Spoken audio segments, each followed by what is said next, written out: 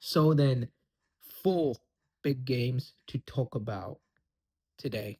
I mean, the Newcastle Sunderland game, Arsenal and Manchester City in the Carabao Cup, Barcelona Rayo Vallecano, and then we had the Madrid derby between Real Madrid and Atletico Madrid. I mean, all these four big games. I mean, what a weekend, by the way. Started at 12 o'clock, ended at 8 o'clock. My TV was on throughout the day, probably heated up or something. But the first game we're going to talk about and start at is the Newcastle Sunderland game. I'm going to keep it short this time because I watched this game. I think it was a decent game. I think Sunderland had few chances. I think Sunderland really stepped up in the second half. I think the first about 25, 30 minutes, and I've seen this with Newcastle a lot now, where the first 25, 30 minutes, they do so well and then they kind of just capitulate in a way. They just, I don't know what happens to them. Is it fatigue? Is it they can't press for so long?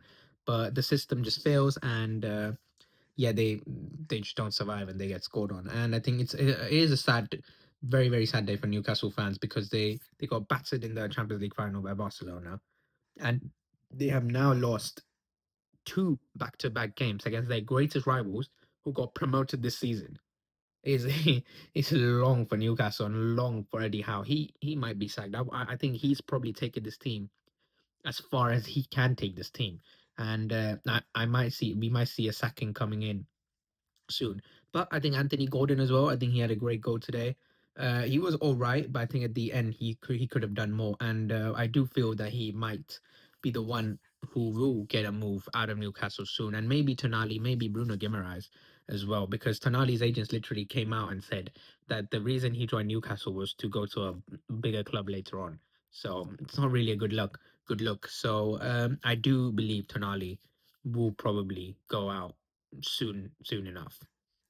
But that's the Newcastle and Sunderland game. Congratulations to Sunderland fans again. I didn't watch this game, like sit here and watch this game throughout. I watched it in the middle as I was working, so I'm not going to talk too much about it. But I only talked about the things I did watch, and yeah, that's about it.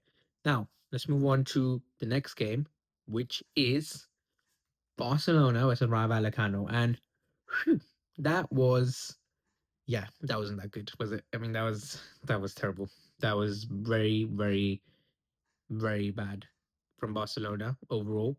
But we got Joan Garcia, superhuman Joan Garcia. This guy, bro. Get, get this guy Ballon d'Or, man. I mean, I've always been the guy who says, "Oh no, Ballon d'Ors for goalkeepers," but I get it.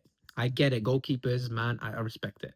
I never had a good goalkeeper for my. I mean, Ter Stegen's good, but John Garcia, wow, he's so good. And I mean, we would have lost this game today if it wasn't for John Garcia. Some of the saves he was making prevented, I think, 1.44 xg. That's crazy. I mean, wow, John Garcia was just amazing. Barcelona in general, we went fluid. We were very pragmatic in a way, couldn't get passes together. I think Pedri, last three games, he hasn't really kind of come into that form after his injury. It really feels like he's taking his time and he hasn't really come into that form where he just imposes himself in the midfield and controls everything. He had moments in the game where he created chances, where he created these opportunities. But it's Pedri, he's always going to do that. It's just the individual brilliance, but overall consistency that we expect from Pedri wasn't there, according to me. Mount Bernal, I think, was all right still today. He was decent for me, I think. But in the end, I think the first 25 minutes, Barcelona had problems. And overall, throughout the game, I think we had a lot of midfield problems. I think the midfield just looked fatigued. They felt like they didn't have the power to play those passes, and the second balls, they weren't winning the second balls. So overall, the attack as well, I think Lamine Yamal was very sloppy yesterday. He looked, I don't know if he looked tired, but I just felt like he looked very sloppy. The passes, some of the touches just didn't look like Lamine Yamal. Rafinha, same thing, very sloppy. Some of the passes he was making were just not good. They're literally aimed to another person. Lewandowski, again, really no involvement from Lewandowski. Just he was just irrelevant, and so was Ferran Torres when he came on. But that's Ferran Torres. Um, Other than that, Fermin Lopez as well. I think the intensity he shows these intensity, but I feel like yesterday again just non-existent in a lot of cases. But we get our goal. It was a beautiful cross from Cancelo and Araujo, the unlikely scorer to win us the game today. He's now got us two game winners. this one and the one against Girona. So at least we know he's good with headers in it. So thank you for Rajo. Thank you. He's gone to his thing, done his thing, got a mental piece and everything. He's back.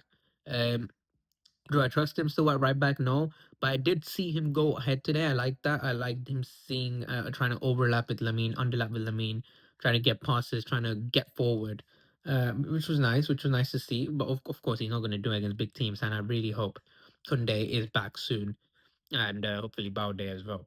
Cancelo for me was I think very good this game. I won't say very good, but he was good this game. I feel like at times we were on pressure on our defense, and Cancelo was handling it very well. He's got great one-on-one ability. He's got great composure. His passing abilities, I mean, obviously unbelievable.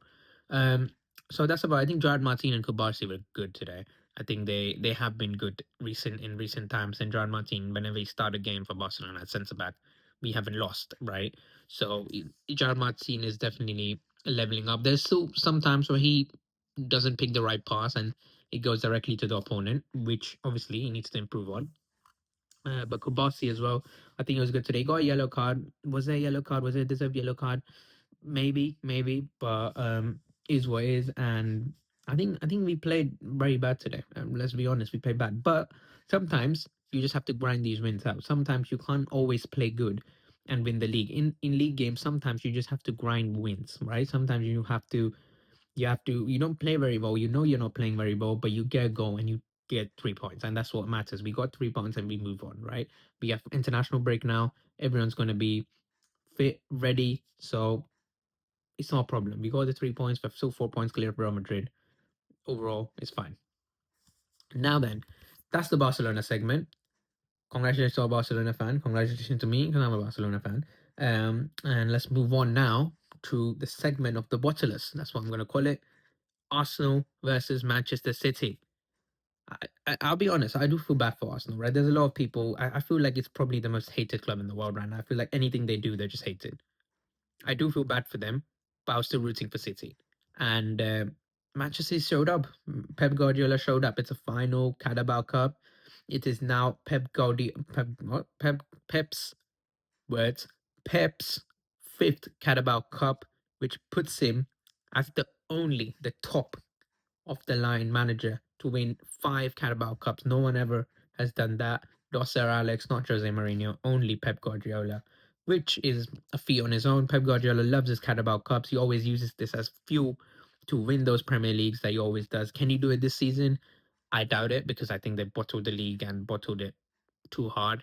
And I think Arsenal's too far ahead. But you never know. Never say never. But overall, great performance from City. I think the first 20 minutes, Arsenal were really coming at it. Arsenal were really good.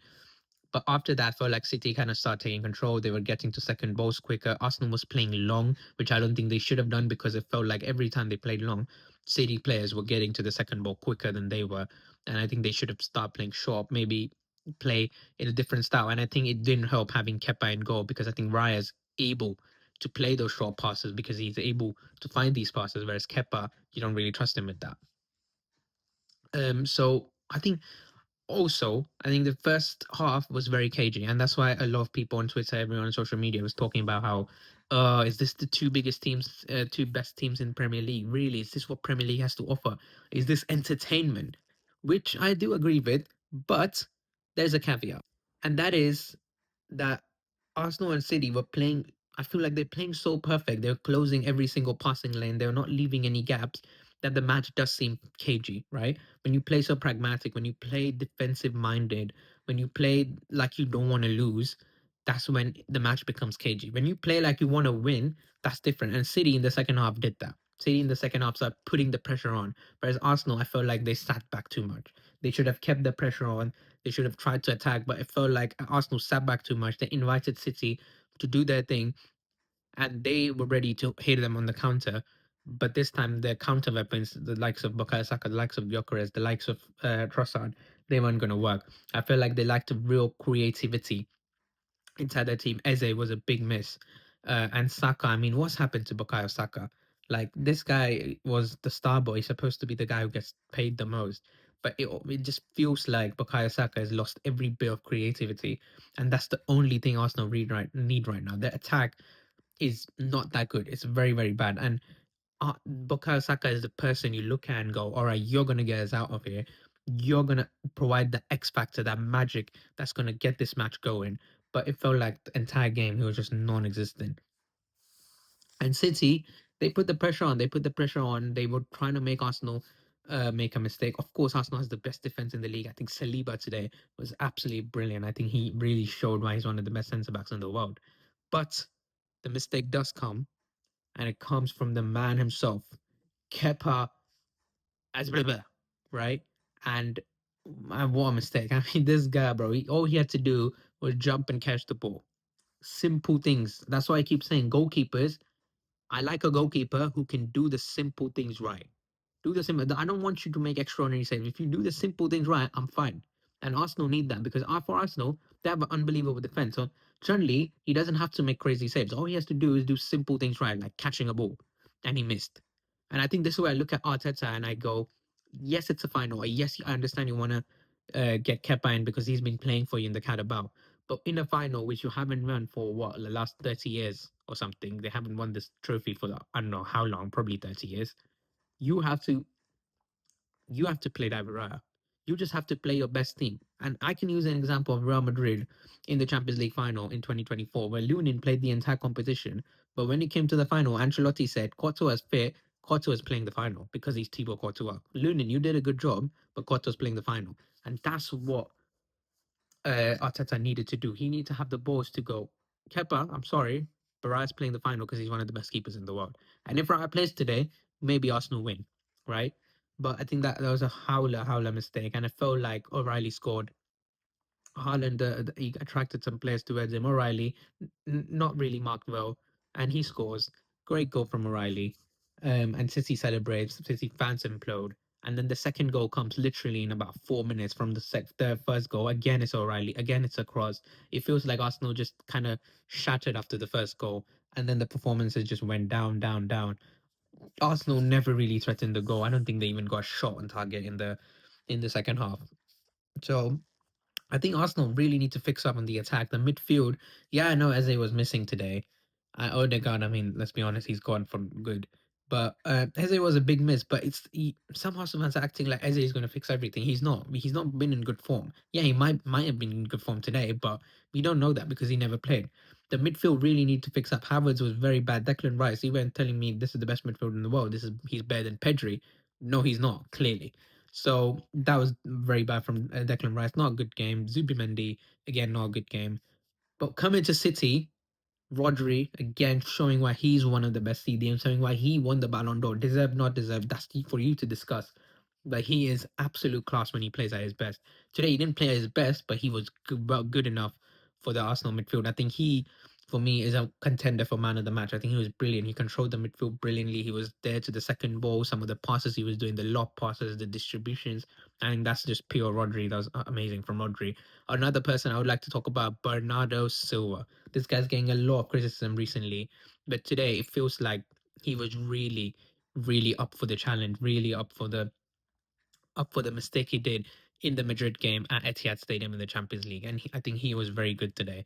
The way he was playing, the way he was cutting in, the way he was getting through tight spaces, the way he felt like he's everywhere. And that's Bernardo Silva that he's everywhere. He's always running. He's always so good with the tight spaces. And yeah, I think it's just a brilliant game from Bernardo Silva. And the person I do want to talk to, Ryan Chucky, bro. This has such a this guy's cold, man. This guy's juggling, bro. They 2-0 up. This guy's juggling. Look at Pep. Pep's face like, oh come on. But Pep, that's what you get. This is Ryan Chucky. This is entertainment. This is what you do. And I know there's a lot of people talking about, oh, Gary Neville said, oh come on, that's a bit arrogant. Yes, it is because they're winning the trophy. When Man United won trophies, were you not arrogant? Yes, you were. So Ryan Chucky is gonna be arrogant. He's gonna juggle. Get the ball from him. He's juggling. Go on, get the ball from him. Why are you so pissed? I mean, that's the English media for you. These guys we talk about Neymar, Mane is better than Neymar and all that. Put in the bag, man. Put in the bag. You guys don't even deserve Neymar. Premier League don't deserve Neymar. You guys are miles away. I don't think there's ever been a player as good as Neymar in the Premier League, bro. Get out. Maybe Cristiano Ronaldo in his prime, but come on, man. Um, but I think Cherky was so good today. The fluidity that he moves with, some of the park crosses he was doing. I mean, wow, just Cherky, Ryan Cherky is the X factor Arsenal need. and he's the X factor Man City have. But that's the fifth Carabao Cup for Pep Guardiola, a great coaching masterclass, a great performance from Man City, and a real bottle drop from Arsenal. Does this hinder their title race? I don't think so. I think they still go on to win the title. Does this mean they can win the Champions League or FA Cup? No, it really just shows you that this Arsenal team is not inevitable like Arsenal fans say it is. Yeah, it's probably one of the best teams in the world right now, probably the best. But that doesn't mean you can't defeat it. You can defeat it on your day. Not on your day. You can defeat it on any day if you're just good enough and you understand how they play and you break them down. Because as long as you break them down, they're not going to attack you because they don't really have a good attack. So moving on from Arsenal to another main event, this time in Madrid at the Bernabeu, and it was Real Madrid versus Atletico Madrid. And Arbeloa has just beat Jose Mourinho, Pep Guardiola, and Diego Simeone. Three managers done for. Wow. You got to give it to him. I mean, I don't like the guy. I think he's a bit of an idiot. But he's done it. He has beaten these guys, and he has shown you that this Real Madrid team that everyone counted out can actually win, can actually play together, and can actually do good because they have individual talent that you cannot control. And today that was on full display. The first goal from Atletico was brilliant, though. You got to give it to Atletico. The play was brilliant. The crossing, the the cute back heel from Giuliano Simeone, and then Lookman composed finish in front of goal. A great goal from Atletico, 1-0. The second goal from Real Madrid, the was it the penalty? It was the penalty. Was it a penalty? I think it was. I mean, was it a bit harsh? I don't think so. I think it was a penalty. Let's be honest. I looked at first. I thought, oh, maybe that's not a pen. But then I looked at it again. His leg did come in the front. You could say maybe some referees could go, maybe not, but I think that was a penalty. Vinicius Junior this time making no mistake, putting it in, doing his celebrations, picking the ball up and kissing the bat and all that thing he does. Got a better byline. The second goal goes in from Fede Valverde. This man, bro, this guy in 2026, Fede Valverde, has gone back to one of the best midfielders in the world. The midfielder that's supposed to be worth 120 million. This is the midfielder that's won the two Champions Leagues for Real Madrid. And this is what Fede Valverde is about. He's not about trying to control the game, trying to play cute passes, or trying to distribute balls. No, that's not his game. His game is pure aggression, passion, running at the midfielders, pressing, running at the defenders, running at the goalkeeper if need be. This guy's a presser. He runs everywhere. He plays everywhere. Right back, centre mid, centre back, striker, right wing, left wing. You put him anywhere, he plays. And yesterday he was running everywhere. He's a proper workhorse. And yesterday the pressing was on point. The way he presses the Atletico player, gets the ball off him, and then it's an easy finish in the bottom corner. Great goal from Fede. The third goal, the second goal for Atletico, comes in from Molina. I gave you a suspense there. From Molina. I mean, what a strike from Molina. Bro, this guy scored two back-to-back bangers. He scored one just last match day against Getafe. I mean, if you haven't seen that goal, go see that goal. What a goal that was. That was even better than this one. But this goal, oh my God, no one was saving that, bro. Top corner finish. What a strike from Molina. Alvarez plays into Molina, and Molina absolutely puts his laces through the ball. What a strike.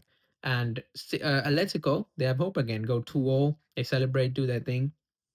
But then their hope is crushed by the man himself, Vinicius Junior, who's looking like he's back in form. This is the Vinicius Junior we know. He's not always consistent. He's a frustrating player, but when the time calls, Vinicius Junior gets his goals. And yesterday, again, the cut in, Trent Alexander-Arnold comes in, goes through the Atletico defense. I feel like they should have pressed him at that point. Plays a pass to Vinicius Junior. Vinicius Junior cuts in, and puts it top. I mean, it was kind of bottom right-ish.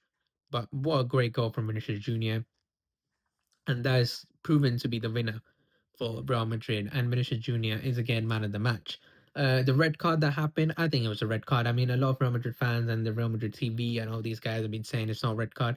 Let's be honest, he put his foot through him, bro. Like, come on now. That was just a bad tackle. He absolutely banged him up. Like, you know when Valverde shoots, he puts full power into it. He put that power into one leg. And I know you can talk about, oh, it's not a stomp or whatever. He was never going for the ball. The ball was there, bro. The ball was like outside of Santiago Bernabeu, and this man's trying to hit him on the pitch of Bernabeu. Like, come on, brother. Then we all know you're trying to kill him. There, we all know you have a problem with him. All right, you don't have to explain it, my day. And I think it's a bit shameless for saying it's not a red card. Yeah, it could have been a yellow card. Maybe some referees give it as a yellow card, but for me, that was a red card. He didn't need to do that, and I think it was a stupid decision, especially from the captain. But overall, I think Real Madrid, the pressing is brilliant. I think Thiago Pitach, the press he adds, and I think the Molina goal went in because Pitach was off the pitch, and because there's no one to press Molina at that point. But I think Pitach has been a brilliant integration that Arbeloa has done, and I really want to see how he's going to work out, especially when Jude Bellingham's back, especially when Mbappe is back. So that's going to be an interesting thing to see. But overall, I think congratulations to Real Madrid. I think they played very well today. I think Chumeni was brilliant today. Eder Militao is also back. That's the news coming in from Madrid. So overall, a great performance for Real Madrid. They are still 4 points behind Barcelona, but they are closing the gap and they're keeping that gap. They're maintaining it. And Atletico now play Barcelona in Madrid at the Metropolitano. And if Barcelona lose and Madrid win their next game, which is Mallorca, they will only be a point behind FC Barcelona, with obviously the El Clasico coming soon, where we all know the league generally decided on that. So a great game, and good luck to Real Madrid fans in the league title. I know you're not going to win, but still good luck. And I hope you guys like the video. Comment, like, tell me what you guys want to see. I want to create some new videos. Tell me what you guys want to see, and I'll see you guys later.